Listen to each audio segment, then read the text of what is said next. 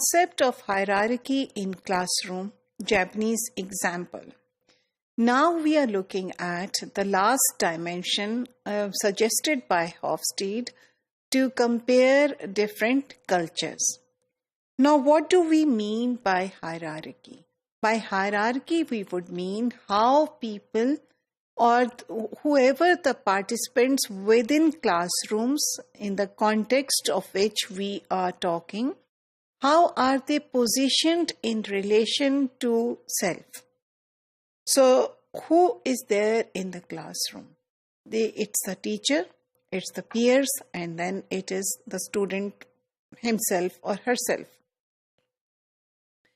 In the classroom, in a Japanese setting, the authority very clearly belongs to the teacher. So whatever the teacher says or whatever the teacher instructs, that's the ultimate thing. And you do not criticize or challenge the words of the teacher. So this is a sign of respect that you show him or her. Then the truth value of all the words that the teacher says is taken for granted.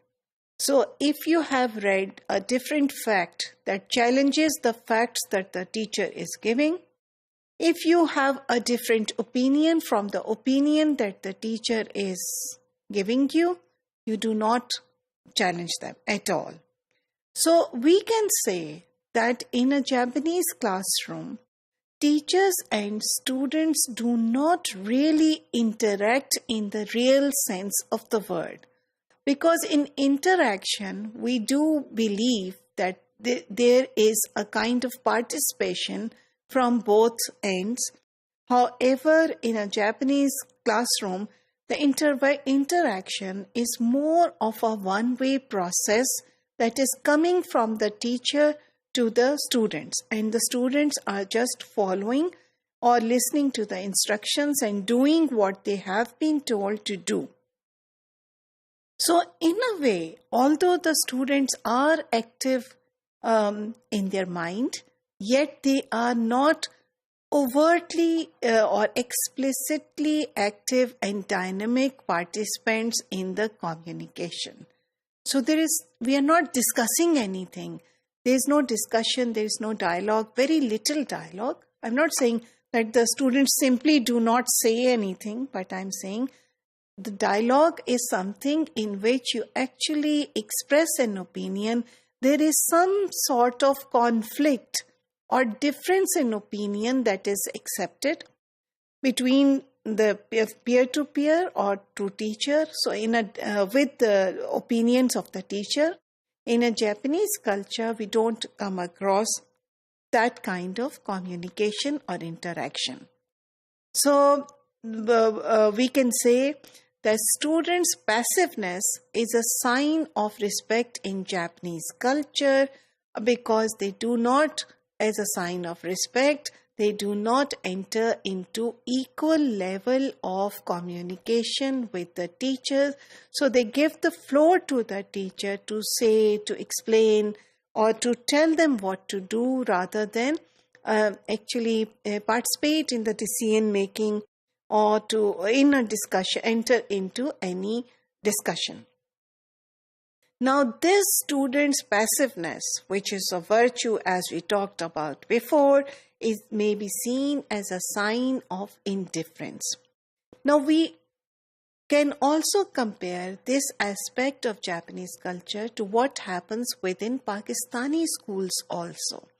And I think I can safely say over here, especially in public schools or government-led schools, we work on a similar pattern. So the words of the teacher are not to be challenged. The students are only told what to do and the students must obey.